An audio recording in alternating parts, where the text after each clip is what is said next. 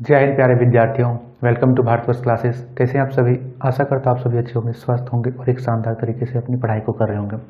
हम लोग प्रश्नावली 4.3 को पिछले वीडियो में कवर कर चुके हैं और हम आगे पढ़ेंगे प्रश्नावली 4.4। देखिए, प्रश्नावली 4.4 में पहला प्रश्न दे रखा है, निम्न द्विघात समीकरणों के मूलों की प्रकृति ज्ञात कीजिए। यदि मूलों का अस्तित्व हो तो उन्हें ज्ञात कीजिए। यहाँ पे दो शब्द आ रहे हैं, पहला है मूलों की प्रकृति, दूसरा है मूलों का अस्तित्व। तो देखिए, यदि दिए गए समीकरणों द्विघात समीकरणों से यदि हम x का मान निकाल सकते हैं तो मूलों का अस्तित्व होगा, और यदि हमने x का मान निकाल नहीं पाया इसमें तो वह मूलों की प्रकृति में मूलों का अस्तित्व नहीं होगा। तो देखिए, पहला तो है जो समीकरण दे रखा है उसे आप पूरा सॉल्व कर लो द्विघाती सूत्र से, पूर्ण वर्ग विधि से या फिर गुणनखंड विधि से। लेकिन क्या कोई ऐसा शॉर्टकट तरीका है कि हमें पूरा समीकरण को सॉल्व ना करना पड़े? कुछ ही तरीके लगाकर हम लोग यह देख सकें कि x का मान धनात्मक में आ रहा है, ऋणात्मक में आ रहा है, शून्य के बराबर आ रहा है, या फिर x का मान नहीं ज्ञात कर सकते। तो हाँ, वैसा बिल्कुल है। ऐसा तरीका को एक शब्द से जाना जाता है, इसका नाम है विविक्तर। और यह जो सूत्र आया है वह द्विघाती सूत्र से आया था। तो द्विघाती सूत्र क्या होता था? द्विघाती समीकरण को ज्ञात करने के लिए द्विघाती सूत्र होता था हमारा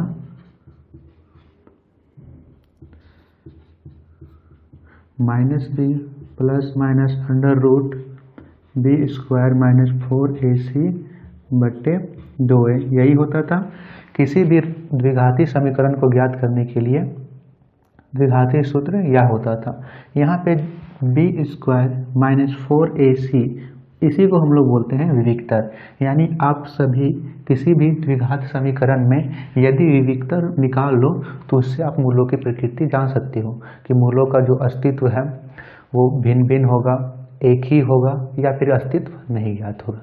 यहाँ पे विविक्तर होता है। विविक्तर को हम लोग d से संकेतित करते हैं, और d बराबर b स्क्वायर माइनस 4ac ये होता है। देखिए, यदि b स्क्वायर माइनस 4ac का मान आता है शून्य से बराबर, b स्क्वायर माइनस 4ac का मान शून्य से अधिक आता है तो उसके अलग अलग मूल होंगे। क्या कहा? यदि b स्क्वायर माइनस 4ac, यदि आप किसी भी द्विघात समीकरण में यहाँ पे इस मान को रखो और उसका मान शून्य से अधिक आया तो इसके दो वास्तविक भिन्न भिन्न मूल होंगे। भिन्न भिन्न का अर्थ हुआ कि एक तो यदि ऋणात्मक का आया तो एक धनात्मक का आएगा। ठीक है, यह होगा। दूसरा कंडीशन है कि यदि b स्क्वायर माइनस 4ac का मान शून्य से कम होता है तो इसके मूल्य संभव नहीं है। इसके मूल संभव नहीं है। तीसरा होता है कि यदि b स्क्वायर माइनस 4ac बराबर आ जाए शून्य के। आप लोग किसी द्विघाती समीकरण में इस मान को रखो और b स्क्वायर माइनस 4ac शून्य के बराबर आ जाए तो इसके दो बराबर मूल होंगे। मूल का अर्थ है जो आप लोग x ज्ञात करते हो शून्यक, वो बराबर होगा। यदि x का मान 1 हो रहा है तो 1 2 बार होगा। इसमें x का मान ज्ञात ही नहीं होगा, और इसमें यदि x का मान -1 हो रहा है तो दूसरा x का मान +1 होगा। चलिए पहले प्रश्न को लगाइए। पहला प्रश्न आप सभी के सामने।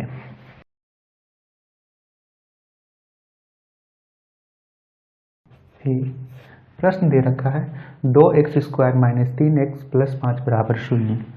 2x square minus 3x plus 5 बराबर 0। यहाँ पे a का मान क्या होगा? प्रश्नावली 4.3 में हमने देखा था जो x स्क्वायर का गुणांक होता है उसे बोलते हैं a। तो a बराबर 2, b बराबर x का गुणांक -3, c बराबर अचर पद 5 हो गया। हमें विविक्तर को ज्ञात कर लेना है। डी बराबर क्या होता है, बी स्क्वायर माइनस 4ac। तो बी का मान कितना है, 3, तो -3 का स्क्वायर माइनस 4 का 4 लिखिए, ए का मान कितना है 2, तो 2 लिखेंगे, सी का मान कितना है 5, तो 5 लिखेंगे। 3 का स्क्वायर, सॉरी -3 का स्क्वायर, तो -3 गुने -3, माइनस माइनस प्लस हो गया, 3 3 9, यानी प्लस का 9, तो 9 माइनस 4 दूनी 8, 8 पचे 40।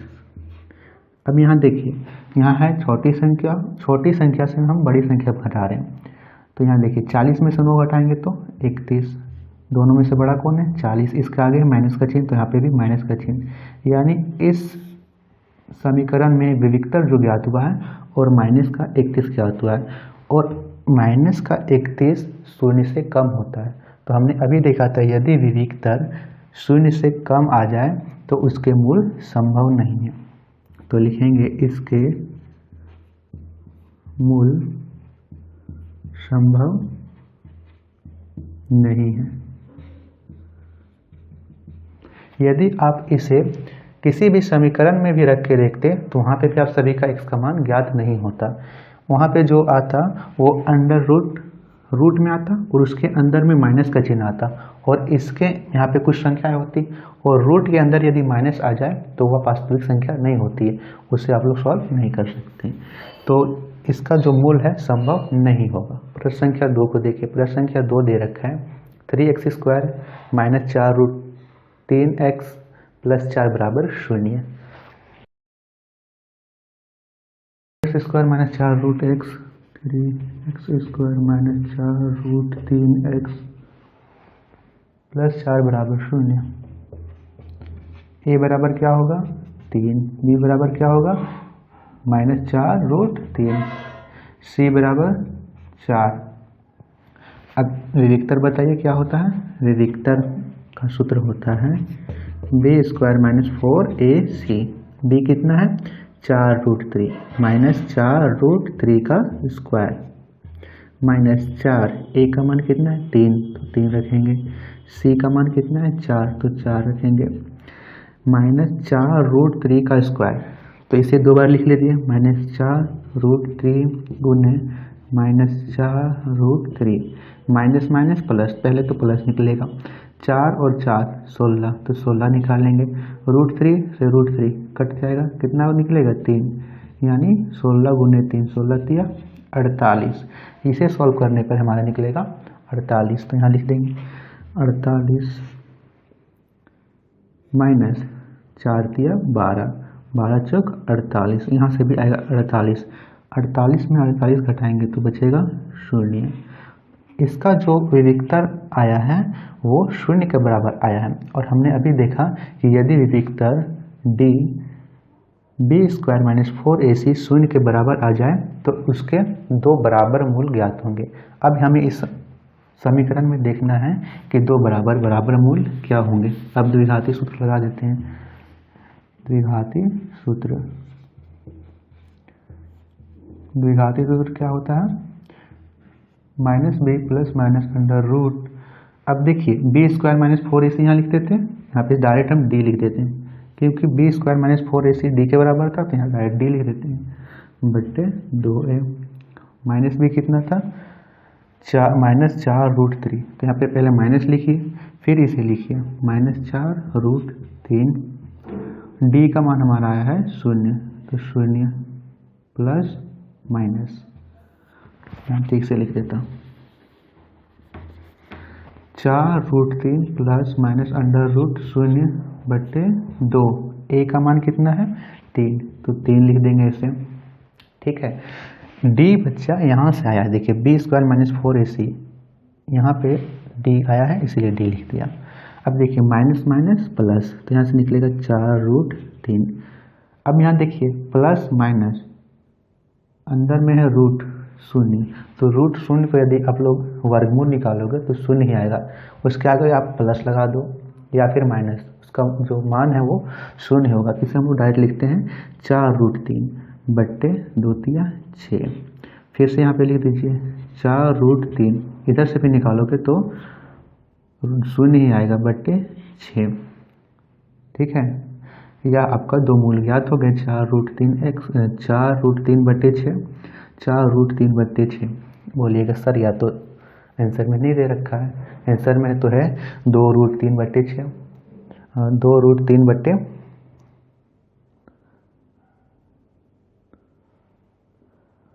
आंसर में तो दे रखा है 2√3/3।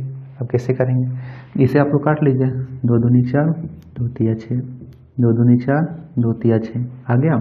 यहाँ से कितना आया 2√3/3, यहाँ से भी आया है 2√3/3। तो इसके दो बराबर मूल ज्ञात हुए। हमने पहले ही देखा था कि यदि विविक्तर 0 के बराबर हो तो इसके दो बराबर मूल ज्ञात होंगे, और दो बराबर मूल हैं 2√3/3 2√3/3। प्रश्न संख्या 3 को लगाइए। प्रश्न संख्या 3 दे रखा है 2x² - 6x + 3 = 0।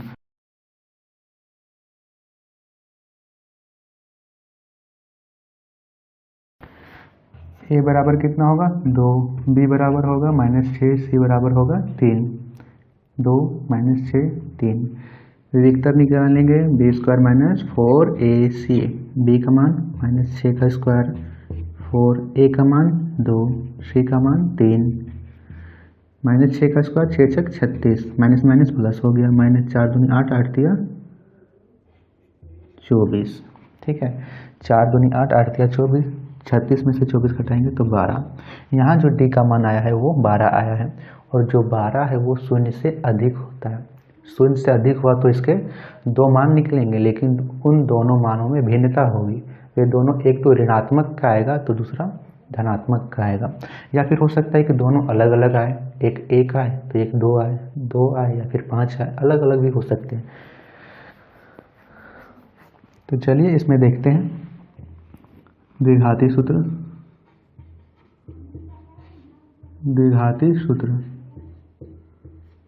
सूत्र लगाएंगे, क्या होगा -b + -√d/2a। माइनस भी कितना है -6, माइनस और माइनस कितना हो गया प्लस, तो 6 हो गया, प्लस माइनस √d, d का मान आया है 12, तो 12/2। a का मान हमारा है यहाँ से 2, तो 2 लिख देंगे। अब यहाँ से देखिए, पिछले प्रश्न में यहाँ पे 0 था, इसीलिए हम लोग दोनों में समान लिख दे रहे थे, लेकिन यहाँ पे 0 से अधिक है, 12 है, तो यहाँ से इसका वर्गमूल निकलेगा। अब 12 का वर्गमूल कैसे निकालेंगे, 12 का गुणनखंड याद कीजिए, 2 छक 12 2 तिया 6। अब देखिए यहाँ पे आए हैं 2 गुने 2 गुने 3, यहाँ पे जो जो जोड़े बन रहे हैं उन्हें एक साथ लिखिए, 2 और 2, इन दोनों के जोड़े बने तो इसके एक साथ लिखिए, यानी ये रूट में बाहर निकल जाएगा और ये अंदर बचेगा √3। इसका जोड़ा नहीं बना तो 2√3, यानी √12 का होगा 2√3। तो 6 + -2√3/2 दूनी 4। अब यहाँ पे देखिए, एक बार तो प्लस का लिख दीजिए 2√3 और एक बार माइनस का, तो 6 + 2√3/4, 6 - 2√3/4। अब यहाँ पे देखिए, यहाँ पे 6 + 2√3, 6 - 2√3, इन दोनों में से क्या हम लोग 2 को बाहर निकाल सकते हैं कॉमन? हाँ निकाल सकते हैं। यदि हम लोग यहाँ 2 से बाहर निकालेंगे तो यहाँ कितना बचेगा, 2 का फलन 6, 3 बार में 3 + 2 तो निकल गया है √3/4। इसी प्रकार यहाँ निकालेंगे तो 2 निकालेंगे, 3 - √3/4, 2 दूनी 4 कट गया, 2 दूनी 4 कट गया, क्या बचा, एक बार बचा 3 + √3/2, एक बार बचा 3 - √3/2। ठीक, एक बार प्लस का बचेगा, एक बार माइनस का। यहाँ से 2 निकालेंगे तो 2 का पहाड़म 6, 3 बार में 3 लिख दिए, 2 तो निकल गया, अब अंदर बचा √3, तो √3 का 3, ऊपर नीचे 2 और 4 कट रहा था इसीलिए काट दिया। चलिए, यह था प्रश्न संख्या 3, पहले का तीनों प्रश्न समाप्त। प्रश्न संख्या 2 को लगाइए। प्रश्न संख्या 2 दे रखा है कि निम्न प्रत्येक द्विघात समीकरणों में k का ऐसा मान ज्ञात कीजिए कि उसके 2 बराबर मूल्य हों। अब यहाँ पे दे रखा है 2 बराबर मूल। 2 बराबर मूल कब होंगे, जब इसका विविक्तर 0 के बराबर हो, यानी b² - 4ac को हम लोग हल करते हो तो वह 0 के बराबर हो। तो इसे हम लोग क्या करेंगे के का मान ज्ञात करेंगे। तो के का मान देखिए समीकरण 1 दे रखा है, प्रश्न 1 2x² + 6x + 3 = 0।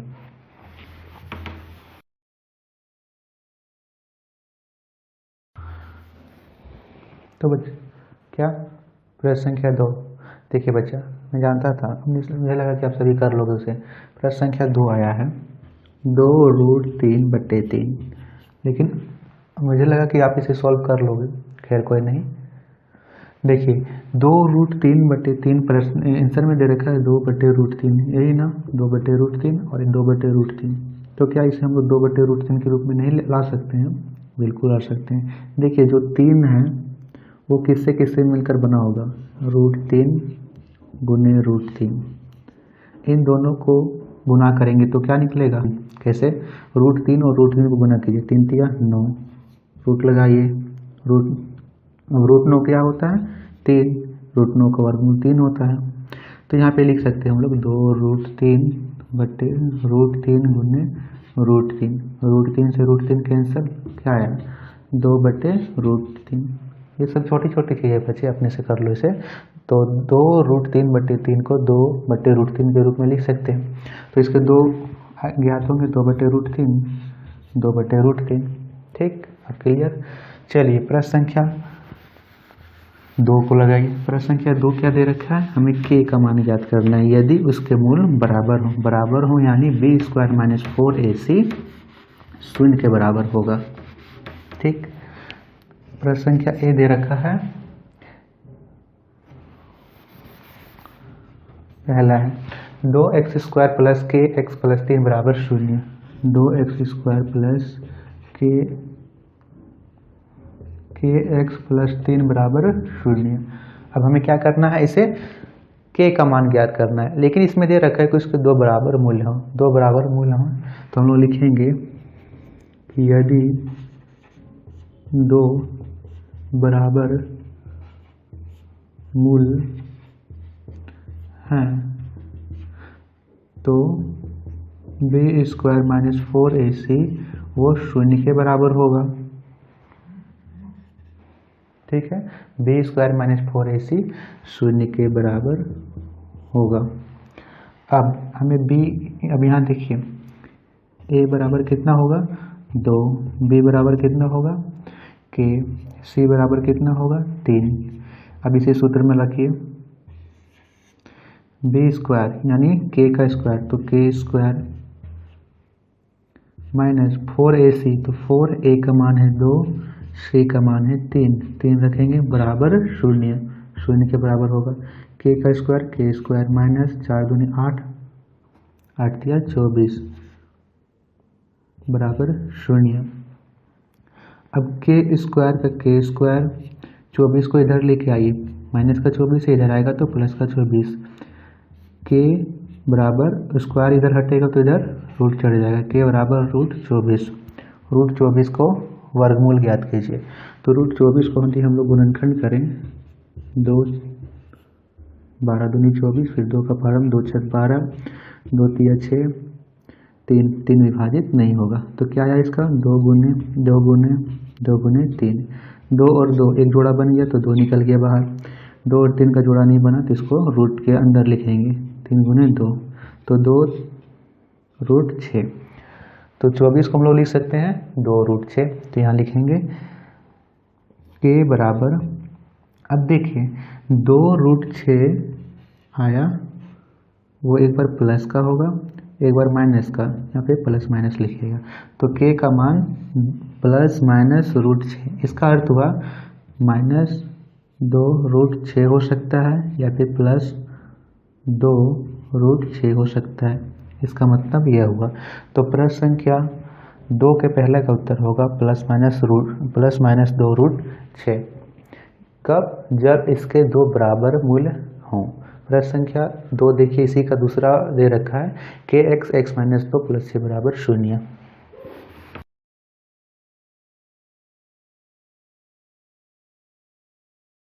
kx x - 2 + 6 = 0, यह एक द्विघात समीकरण के रूप में नहीं है। पहले तो इसे द्विघात समीकरण के रूप में लिखना है, फिर हमें वहाँ से a का भी मान ज्ञात होगा, b का भी मान ज्ञात होगा और c का। किस प्रकार, एक्स स्क्वायर का गुणांक a होता था, x का गुणांक b होता था और c जो संख्या बच जाती थी। तो इसे लिखते हैं के एक्स को x से गुना करेंगे तो के एक्स स्क्वायर, बीच में माइनस है तो माइनस के एक्स को 2 से गुना करेंगे तो पहले 2 लिखिए, फिर के लिखिए, फिर x। ठीक, अब यहाँ पे हो गया +6 का +6 बराबर 0, या द्विघात समीकरण के रूप में आ गई है। a बराबर के, b बराबर 2k, इसके आगे माइनस है तो -2k, c बराबर 6। यहाँ 2 बराबर मूल हैं, अर्थात b स्क्वायर -4ac बराबर 0 होगा। तो b का मान देखिए, b का मान कितना, -2k का स्क्वायर 4 लिखेंगे, a का मान कितना है k, तो k लिखेंगे, c का मान कितना है 6, तो 6 लिखेंगे बराबर 0। -2 का स्क्वायर -2k का स्क्वायर, तो 2 का स्क्वायर क्या होगा 4, माइनस माइनस प्लस हो जाएगा 4k स्क्वायर माइनस 4 छक 24, k का k बराबर 0। अब 24 इधर है, माइनस का इधर जाएगा तो प्लस का, तो 4k स्क्वायर बराबर 24k। यहाँ पे देखिए, इसके साथ है 2k, इसके साथ है 1k, यानी यहाँ से 1k कट सकता है, तो 4k बराबर 24, k बराबर, ये 4 है इधर गुना में, इधर जाएगा तो भाग में, 24/4 काट देंगे, 4 छक 24, k बराबर आ गया 6।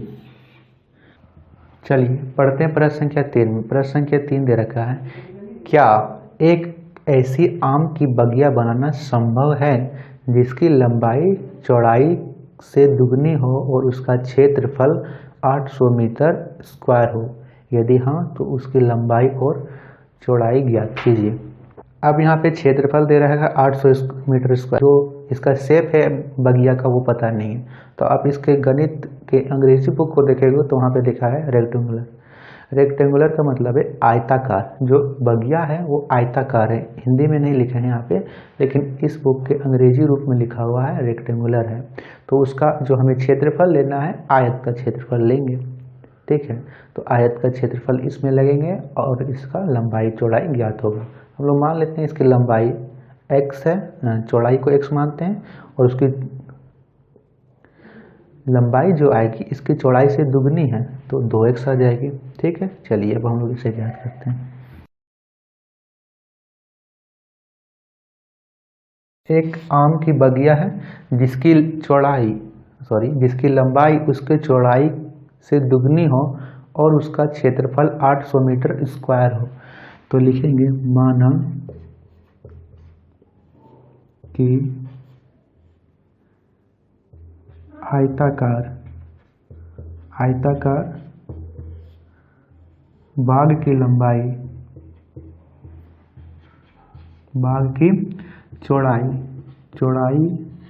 x माने, इससे आयताकार बाग की लंबाई, अब लंबाई क्या हो जाएगी, इससे दुगनी है तो 2x हो जाएगी। आगे दे रखा है कि इसका क्षेत्रफल है वो 800 मीटर स्क्वायर है। तो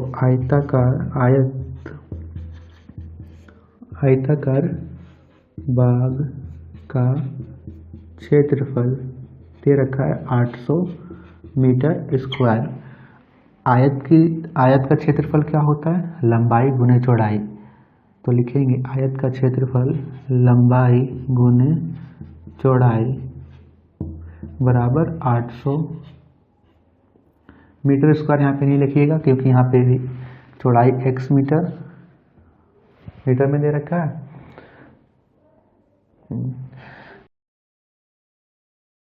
तो मीटर को गुना करके आया हुआ, तो चौड़ाई को x मीटर, लंबाई को 2x मीटर, तो यहाँ मीटर स्क्वायर होगा, मीटर स्क्वायर से मीटर स्क्वायर कट जाएगा, इसीलिए यहाँ पे मीटर स्क्वायर नहीं लिखे। 800 आया। लंबाई को क्या माना है हमने, 2x, चौड़ाई को हमने क्या माना है x, तो 2x गुने x बराबर 800। अब इसे हल करना है, 2x को 1 से गुना करेंगे तो 2x² बराबर 800। 2 इधर है, गुना में इधर जाएगा तो बट्टे में, x² बराबर 800 बट्टे 2, 2 चौके 8 0 0, x² बराबर 400। स्क्वायर इधर है, स्क्वायर हटेगा तो इधर रूट चढ़ेगा, तो x बराबर रूट 400। और इसे हम लोग रूट को निकालेंगे तो यहाँ से 2 निकल जाएगा, 0 0 1 0 निकल जाएगा, यानी x बराबर 20 आया। यहाँ पे x बराबर 20 आया है, 20 मीटर। और हमने आयताकार जो बाग की चौड़ाई को माना था x, तो x बराबर आ गया 20, तो 20 मीटर। और इससे दुगना है इसका लंबाई, तो 20 को 2 से गुना कर दें, 20 दूनी 40, यानी इसकी लंबाई आएगी 40 मीटर, चौड़ाई आएगी 20 मीटर। तो इस प्रश्न की लंबाई चौड़ाई भी हमारी ज्ञात हो गई। प्रश्न संख्या 4 को लगाइए।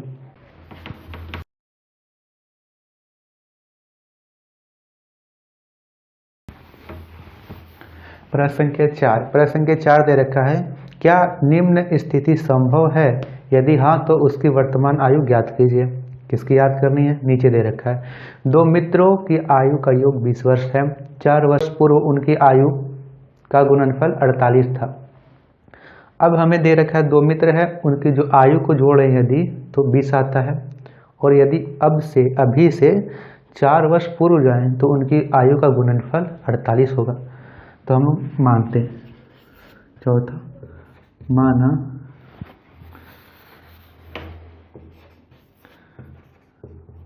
माना कि पहले मित्र की आयु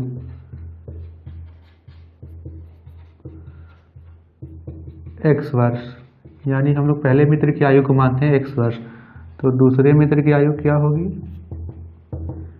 दूसरे मित्र की आयु क्या होगी? 2 मित्र हैं, दोनों की आयु का योगफल दे रखा है 20। पहले मित्र की आयु को माना हमने x वर्ष, दूसरे मित्र की आयु होगी 20 माइनस x वर्ष। अब यह क्यों होगा? हमने पिछले प्रश्न में भी देखा था, एक बार वो समझिए। मान लीजिए पहले मित्र की आयु आई 10 वर्ष, और इन दोनों की आयु का योग दे रखा है 20 वर्ष, तो दूसरे में का क्या होगा? दूसरे का होगा 10 वर्ष। या हमने कैसे किया? हमने 20 में से 10 को घटा दिया, तो हमने यहाँ पे x माना है, तो 20 में से क्या करेंगे? x को हटा देंगे, तो 20 माइनस x वर्ष। अब आगे दे रखा है कि 4 वर्ष पूर्व उनकी आयु का गुणनफल 48 था। तो अभी से 4 वर्ष पूर्व जा रहे हैं, अभी x है, तो 4 वर्ष पूर्व जाएंगे तो x में से 4 घटाना पड़ेगा, तो 4 वर्ष पूर्व, इससे x घटाएंगे तो x माइनस 4, इससे 4 घटाएं तो x माइनस 4।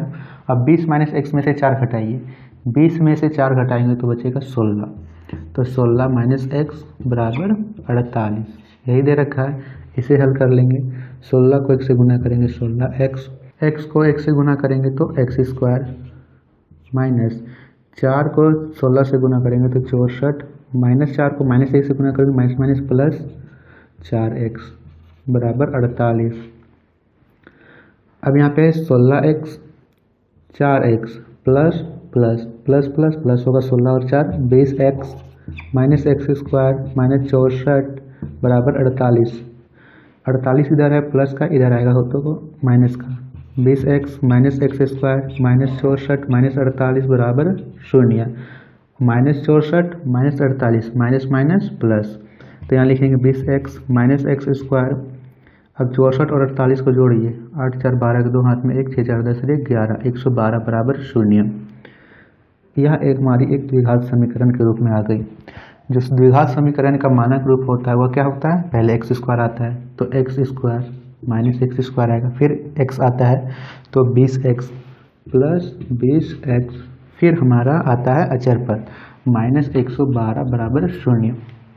ठीक है, यहाँ पे देखिए कैसे किया, 48 से इधर आया तो जुड़ गया ना, यहाँ पर माइनस माइनस प्लस हो गया। अब यह हमारी द्विघात समीकरण आ गई है, इसमें हमें x को ज्ञात करना है। x को ज्ञात करने से पहले यहाँ पे देखिए हम लोग यहाँ पे विविक्तर को ज्ञात कर लेते हैं। विविक्तर में यदि जो इसका मान 0 के बराबर होगा तो इसके मान ज्ञात होंगे, 0 से कम होगा तो मान ज्ञात नहीं होंगे। तो देखिए विविक्तर क्या होता है, d बराबर बी स्क्वायर माइनस 4ac। यहाँ से a कितना होगा, a हमारा होगा -1, b बराबर होगा c बराबर होगा -112। b का स्क्वायर यानी इसे पहले लिख लीजिएगा यहाँ पे, है ना, पहले इसे लिख लेना है। a बराबर -1, b बराबर 20, c बराबर -112, d बराबर B square minus 4ac। b का मान 20 तो 20 का स्क्वायर 4 तो 4a का मान है -1 तो -1, c का मान है -112 तो -112। 20 का स्क्वायर क्या होगा 400 माइनस, यहाँ पे माइनस लिखिए, इधर लिखेंगे माइनस माइनस प्लस हो गया। 112 को 4 से गुना कीजिए, 4 दूनी 8, 4 एकम 4, 4 एकम 4 यानी 448। 448 आया प्लस का, इसीलिए यहाँ पे 448 ऐसे लिखें। अब यहाँ पे है 400, इधर आया है 448, 400 में 448 घटाएंगे तो बचेगा -48। अब यहाँ पे जो d की वैल्यू आई है वो -48 आई है, और यहाँ पे -48 0 से कम होता है, ठीक है। 0 -48 से -448 -48 0 जो है -48 से अधिक होता है, इसीलिए यहाँ पे इसके जो मान है संभव नहीं है, कि x के मान हमारे ज्ञात ही नहीं होंगे। प्रश्न संख्या 5 को लगाइए, प्रश्न संख्या 5 को देखते हैं।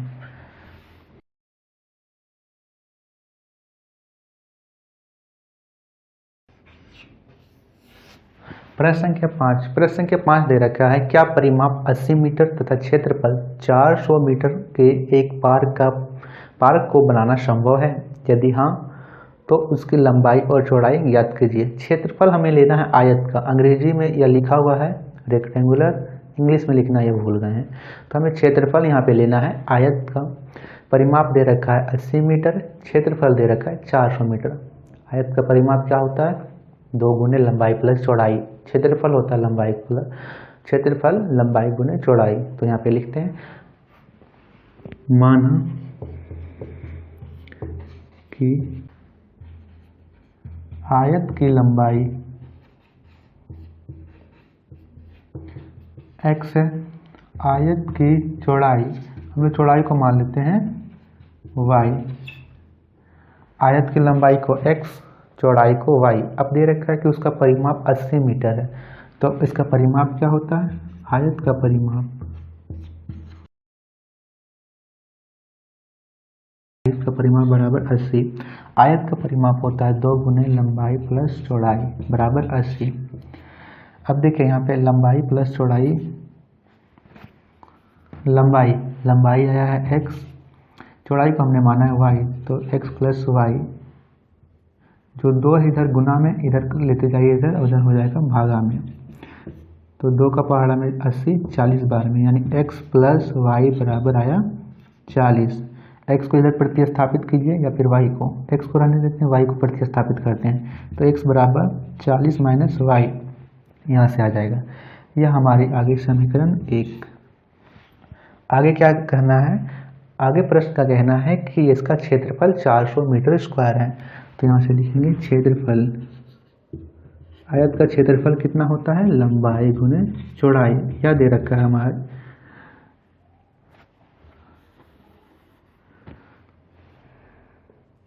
400 मीटर स्क्वायर। आयत का क्षेत्रफल होता है लंबाई गुने चौड़ाई बराबर 400। लंबाई कितना है x, चौड़ाई कितना है y, तो x इंटू वाई बराबर 400। हमने यहाँ से देखा कि x का मान 40 माइनस वाई आएगा, तो हमें x की जगह में 40 माइनस वाई को रखना है। 40 माइनस वाई गुने वाई बराबर 400। अब इसे करते हैं, 40 को y से गुना करेंगे 40y माइनस वाई को y से गुना करेंगे वाई स्क्वायर बराबर 400। यह हमारी एक द्विघात समीकरण के रूप में आ गई। इसे क्या करना है, द्विघात समीकरण के रूप में लिख दीजिए। पहले स्क्वायर कर लिखिए, -y² प्लस 40y बराबर 400। 400 के इधर लेके आएंगे तो क्या होगा, माइनस का, तो -y² प्लस 40y माइनस 400 बराबर 0। यहाँ से हमारा एक द्विघात समीकरण के रूप में आ गया। अब द्विघात समीकरण को क्या करना है, विविक्तर ज्ञात करना है। तो यहाँ पे a बराबर कितना होगा, y² का गुणक a है, -1 होगा। b बराबर क्या होगा, y का गुणक 40 है, तो 40। c बराबर कितना होगा, -400। d का सूत्र होता है b² - 4ac। Very good. b का स्क्वायर यानी 40 का स्क्वायर माइनस 4, a का मान है -1, c का मान है -400। 40 का स्क्वायर, 4 का स्क्वायर कितना होता है, 16।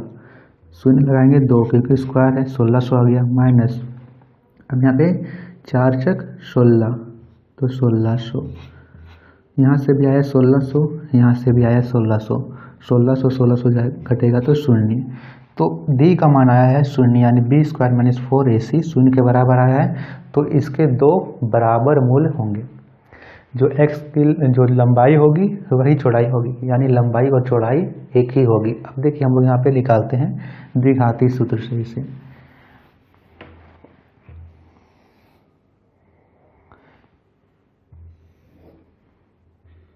लिखेंगे द्विघाती सूत्र से। द्विघाती सूत्र क्या होता है, -b प्लस -√d बटे 2a। -b का मान कितना है, 40, तो 40 प्लस -√d का मान कितना आया है हमारा 0, तो 0 बटे 2। a का मान आया है हमारा -1, तो -1 ऐसे लिख देंगे। -40 प्लस -√0, तो √0 को यदि प्लस में लिखोगे तो भी 0 होगा, माइनस में लिखेंगे तब भी 0 होगा। तो यहाँ पे सिर्फ -40 लिख दीजिए बटे 2 एकम 2। तो यहाँ से आ गया -2, माइनस माइनस कट गया, 20 दूनी 40, यहाँ से आया है 20। x का जो हमारा मान आया है वो आया है 20, यानी इसकी लंबाई होगी 20। क्या इसकी चौड़ाई 20 होगी, हाँ। यहाँ पे जो विविक्तर हमने ज्ञात किया था वो 0 के बराबर आया था, तो जो x होगा वही y होगा। अब y कैसे ज्ञात करेंगे, इसमें रख देते हैं, यहाँ से लिखेंगे। इसके बाद से आप लोग पहले इसे लिखिएगा कॉपी में, फिर इसे लिखिएगा, फिर इसे लिखिएगा, ठीक ना। मैं यहाँ से कर दे रहा हूँ, x का